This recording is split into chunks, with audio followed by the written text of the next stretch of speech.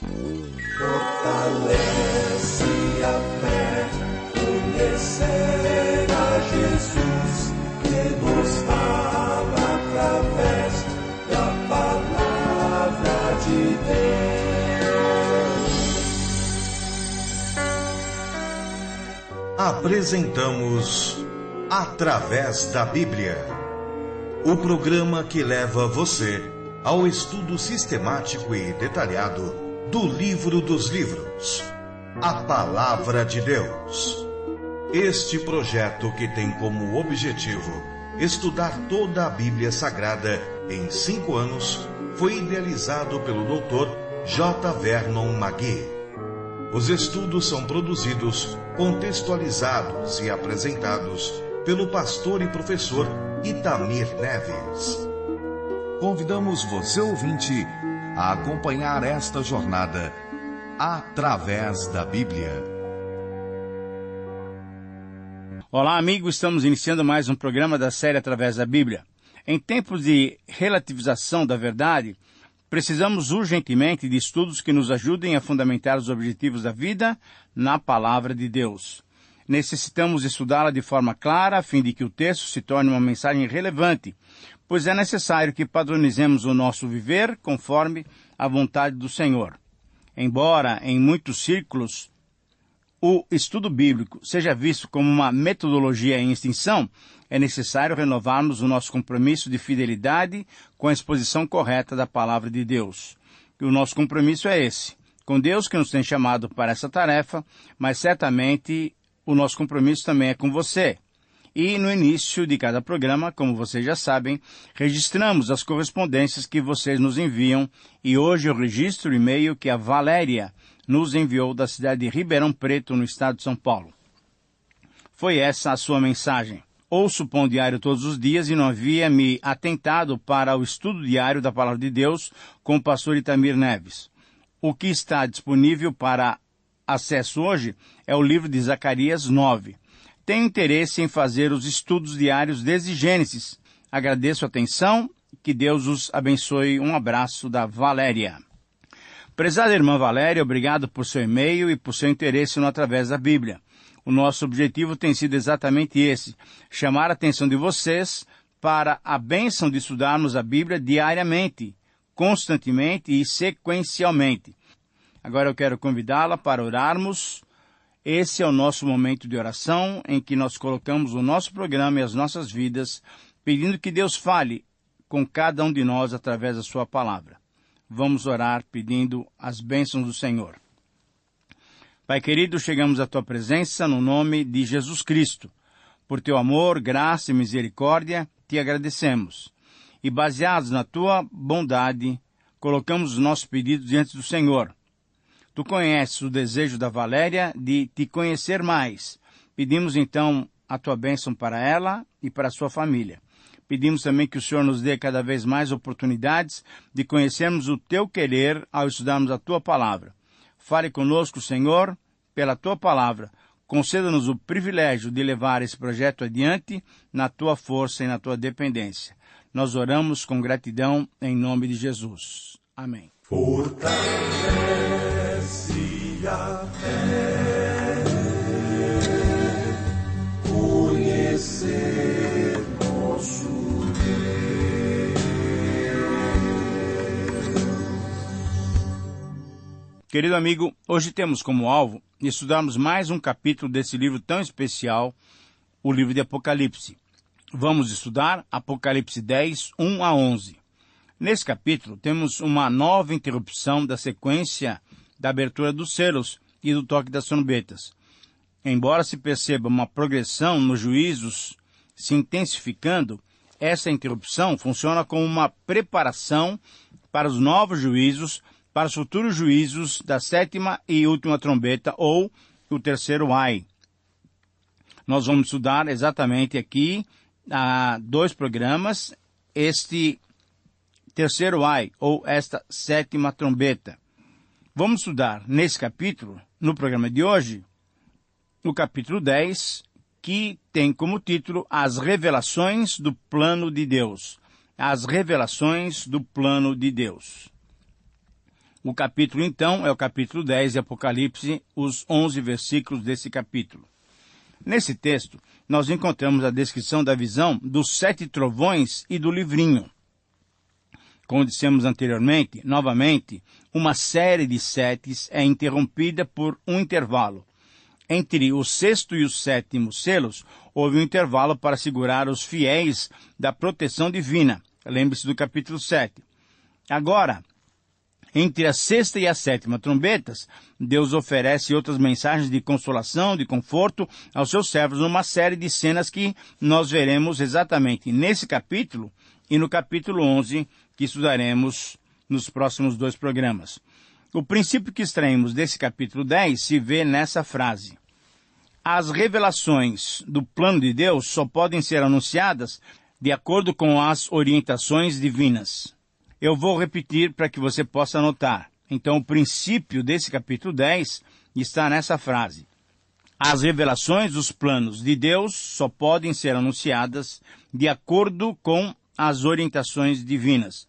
E nesse capítulo nós vamos encontrar 3 orientações sobre o anúncio das revelações dos planos de Deus.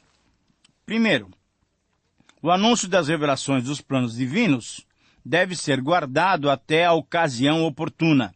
Versículos 1 e 2, eu peço que você tenha a sua Bíblia aberta para poder acompanhar os nossos comentários. E aqui eu quero fazer 3 destaques com essas palavras dos versículos 1 e 2. Primeiramente, a descrição do anjo e o seu objeto de revelação. João começa falando que ele viu outro anjo e o rosto dele era como o sol e as pernas como colunas de fogo. 3 anjos fortes aparecem no Apocalipse. O primeiro procurou alguém para abrir o livro que estava na mão direita de Deus.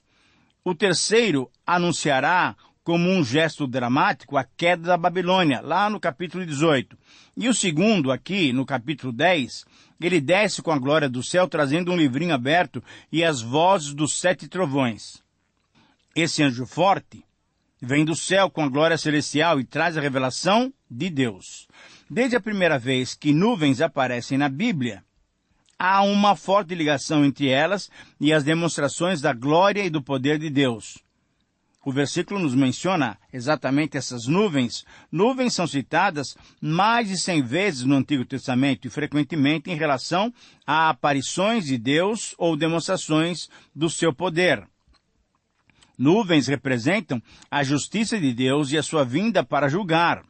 Podemos, então, ver essa semelhança entre a descrição da vinda do anjo forte nesse texto e a aparição da glória do Senhor em Ezequiel, capítulo 1, versículos 4 e 5, 26 e 28. Daniel também usa essa expressão. A grande maioria dos mais de 20 versículos do Novo Testamento que usam essa palavra se refere também a Deus ou a sua manifestação, a manifestação da sua glória e poder. No Monte da Transfiguração, por exemplo, nós encontramos Mateus 17, 5. Quando Jesus profetizou a destruição de Jerusalém pelos romanos, Mateus 24, 30, ele também mencionou, quando Jesus avisou o Sinédrio sobre o iminente julgamento dos judeus rebeldes, ele usou a linguagem semelhante a esta. Os fiéis encontrarão Jesus nas nuvens, disse Paulo aos Tessalonicenses, capítulo 4, versículo 17 da sua primeira carta. O Apocalipse, então, abre com a aparição divina nas nuvens, capítulo 1, versículo 7. Outros aspectos da aparição desse anjo forte reforçam a origem celestial da sua mensagem. Deus usou, por exemplo, o arco-íris para selar a sua aliança com os homens depois do dilúvio. Você lembra bem disso lá em Gênesis 9? Na visão de João do trono de Deus, houve também um arco-íris ao redor do trono. A luz brilhante da glória de Deus, da presença de Deus, é mais forte do que o próprio sol. E Malaquias, então, mistura os temas de castigo e consolação quando nasce o sol da justiça. A luz do sol também é um tema importante nesses versículos. O brilho do sol é refletido nos servos do Senhor. A perna ou o pé, na descrição dos 4 anjos ou dos 4 seres viventes, ou até querubins, ela foi vista também na visão de Ezequiel, capítulo 1, versículo 7. E o versículo 2, então, diz que ele tinha na mão um livrinho aberto. O significado desse livrinho está nos versículos 9 e 11. E aqui observamos algumas diferenças entre esse livrinho e o livro do capítulo 5. Este é um livrinho, mas Jesus recebeu um livro maior da mão de Deus. O livrinho está na mão do anjo que desceu do céu, não na mão de Deus no trono. O livrinho já está aberto, e assim não precisa de uma pessoa digna para abri-lo. O livro dos planos de Deus, sim, estava selado com 7 selos e podia ser aberto apenas pelo leão ou cordeiro, pelo Senhor Jesus. Agora, imagine o tamanho e o poder desse anjo forte. Ele pode colocar os pés sobre a terra e sobre o mar. Tudo isso simboliza o quê? O domínio de Deus sobre o mundo inteiro. Daqui a pouco, bestas feras vão subir do mar e da terra. Mas antes de ver esses servos do diabo, Deus nos lembra que o anjo dele tem poder superior a toda a força de Satanás e dos seus servos. Uma segunda observação que devemos fazer é que o efeito da mensagem vindo da parte de Deus é sobrenatural. O efeito da mensagem vinda da parte de Deus é sobrenatural. E isso nós vamos encontrar, então, nos versículos 3 em diante. Vamos, então, para mais esse destaque. Veja bem, esse livrinho que estava na mão do anjo forte, agora tem uma mensagem. E ele brada com grande voz, como um leão que ruge. O anjo forte, no capítulo 5, versículo 2, fez a sua proclamação em grande voz. Esse segundo anjo forte tem voz forte também, como a de um leão. E o leão representa a força desse anjo. Agora chegamos a mais uma série de 7, isto é, os 7 trovões. Com toda a força da voz que vem do céu, eles proclamam mais uma parte da vontade de Deus. Por diversas vezes nas Escrituras, trovões acompanham os castigos enviados por Deus.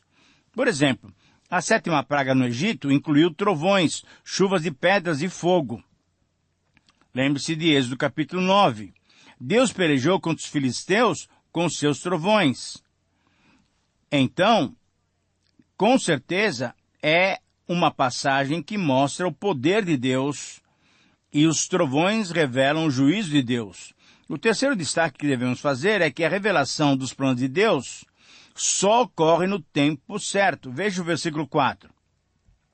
Guarde em segredo essas coisas e não as escrevas, disse o anjo. Obediente, então, às instruções recebidas no início do livro, João preparava-se já para relatar, para registrar as mensagens dos 7 trovões. A instrução geral, lá no capítulo 1, versículo 19, é suplantada agora por uma ordem bem específica. A voz que veio do céu é muito clara e João é obrigado a obedecê-lo. Não escreva as coisas que os trovões falaram. Num livro com o propósito de revelar, por que guardar em segredo as mensagens de Deus, as mensagens que vieram através dos trovões? Devemos observar, entretanto, pelo menos 2 motivos. Em geral, Deus não revela tudo aos homens, e não teríamos a capacidade de compreender todos os pensamentos sublimes de Deus. E, em segundo lugar, um outro motivo, quando se trata da proteção dos fiéis, Deus faz muito mais do que ele mostra ao homem. De vez em quando, ele abre a cortina para revelar alguma batalha nas regiões celestiais, para nos confortar com o fato de que ele está constantemente lutando em favor dos seus servos. Antes da batalha de Jericó, por exemplo, o príncipe do exército do Senhor apareceu a Josué. Daniel também foi consolado por um mensageiro que explicou que ele estava ocupado com a guerra contra o príncipe da Pérsia. Os cristãos primitivos enfrentaram perseguições, mas recebiam às vezes confirmações do poder ativo de Deus lutando a favor deles. Veja só esse exemplo em Atos capítulo 4. E Romanos capítulo 8 enfatiza o papel ativo do Pai, do Filho e do Espírito Santo em nosso favor. Agora, não é isso que o Apocalipse ensina? Com certeza é isso. O homem na terra pode ver o que acontece aqui, mas Deus faz muito mais nas regiões celestiais para nos ajudar, para ajudar os servos do Senhor. Em segundo lugar, o anúncio das revelações dos planos de Deus é certo e acontecerá sem demora. Versículos 5, 6 e 7. Eu repito, o anúncio das revelações dos planos de Deus é certo e vai acontecer sem demora. 3 destaques também fazemos aqui. Primeiro, no versículo 5, o juramento do anjo mensageiro significa a verdade da revelação. O anjo, esse anjo forte, então, ele fez um juramento por aquele que vive pelos séculos dos séculos. E ele diz, já não haverá demora. Se precisava guardar em segredo as palavras dos trovões, será que o cumprimento seria adiado? Essa seria uma pergunta que poderia ser feita. Mas o juramento do anjo responde imediatamente a essa possível dúvida. E ele levanta a mão direita e jura pelo eterno Deus. Não há dúvida. Mesmo sem revelar todos os pormenores, a palavra de Deus será cumprida. O segundo destaque é que a mensagem indica a brevidade do tempo. No versículo 6, nós encontramos exatamente essa colocação. Encontramos uma referência ao tempo de cumprimento que promete que as coisas profetizadas aqui aconteceriam em breve. E no versículo 7 temos o terceiro destaque. O mistério anunciado desde os tempos antigos agora será concretizado. Não mais nos dias da voz do sétimo anjo, mas tudo vai ser concretizado. Exatamente agora, quando este anjo fala, ele reforça ainda mais a iminência do cumprimento dos mistérios de Deus. Esse anjo que domina a terra e o mar olha para a sétima trombeta. As primeiras 6 já passaram. Não será necessário esperar por muito. Por quê? Porque a sétima trombeta já trará o cumprimento esperado pelos santos perseguidos. A palavra mistério na Bíblia refere-se às coisas ocultas, frequentemente a palavra de Deus outrora oculta e agora totalmente revelada. No livro de Apocalipse, mistério refere-se a aspectos das visões explicados a João. Somente aqui tem um sentido mais amplo do mistério de Deus. O cumprimento do mistério de Deus, então, seria relacionado à divulgação do Evangelho para salvar judeus e gentios e ao estabelecimento do domínio de Cristo sobre as nações. Deus já tinha anunciado esses planos aos profetas. Mas que profetas? Alguns comentaristas citam apenas os profetas no Novo Testamento, como, por exemplo, o próprio João. Mas a Bíblia fala sobre os servos profetas. Agora, essa expressão aparece 13 vezes no Antigo Testamento e apenas aqui 2 vezes no livro de Apocalipse. No Antigo Testamento, os servos, os profetas, foram enviados para avisar o povo do perigo da desobediência e dos castigos que Deus traria sobre os infiéis. Veja, por exemplo, Jeremias capítulo 7, Jeremias capítulo 25, capítulo 26, capítulo 44. Os servos do Senhor, os profetas do Antigo Testamento, estão sendo referidos agora por João. Mas uma vez estabelecido o reino, seria ameaçado pelas nações. Joel, o antigo profeta do Antigo Testamento, profetizou, veja bem, a vinda do Espírito, e essa profecia foi cumprida no dia de Pentecostes. Mas logo em seguida ele disse também que as nações ameaçariam o povo de Deus, isto é, o Israel espiritual. E essas nações seriam julgadas por Deus no Vale de Josafá, ou no Vale da Decisão. Lembre-se do estudo que nós já fizemos em Joel capítulo 3. Dessa maneira, Deus venceria os inimigos e estabeleceria em segurança a sua habitação em Jerusalém. As comparações entre Joel 3 e os vários temas de Apocalipse são inegáveis. Ainda mais óbvias são algumas comparações entre Daniel e o Apocalipse. Veremos mais sobre essas ligações entre Daniel 7 e o Apocalipse nos próximos programas, especialmente quando chegarmos ao capítulo 17. O que podemos esperar então da sétima trombeta? será cumprida a missão de Jesus de estabelecer-se como soberano rei? Será que ele vai dominar as nações com uma vara de ferro e despedaçando os inimigos rebeldes? Sim, mas antes de ouvir a sétima trombeta, ainda precisamos ver o resto das coisas que João viu agora nesse intervalo. Por isso, em terceiro lugar, o anúncio das revelações dos planos de Deus produz efeitos diferentes ao ser proclamado. Versículos 8, 9, 10 e 11. Com isso, nós concluímos o nosso estudo. Então, nos versículos 8 a 11, temos essa terceira visão, isto é, o anúncio das revelações dos planos de Deus produz efeitos diferentes ao ser proclamado. E aqui, novamente, nós fazemos 3 destaques. As revelações dos planos de Deus devem ser acessíveis aos homens. Veja o versículo 8. A voz que João ouviu do céu disse: vai e toma o livro que se acha aberto na mão desse anjo forte. Esta é a mesma voz do versículo 4. A primeira vez, essa voz proibiu que João escrevesse sobre os trovões. Agora, ela dá outra instrução. Agora a voz manda que João tome o livro da mão desse anjo forte. Novamente se destaca a posição desse anjo, muito diferente do anjo caído do céu que abriu o poço do abismo. Esse anjo tem seus pés firmemente plantados sobre a terra e o mar, mostrando o domínio de Deus. A estrela caída do céu dominou os gafanhotos durante 5 meses. O anjo forte pode garantir o cumprimento do plano de Deus. E aqui, querido amigo, nós temos um consolo, um grande consolo e conforto. É muito bom saber que João recebeu as ordens das mãos diretas desse anjo forte. E esse é o poder de Deus, controlando todo o ser, todo o universo. Por isso, em seu lugar, temos um outro destaque.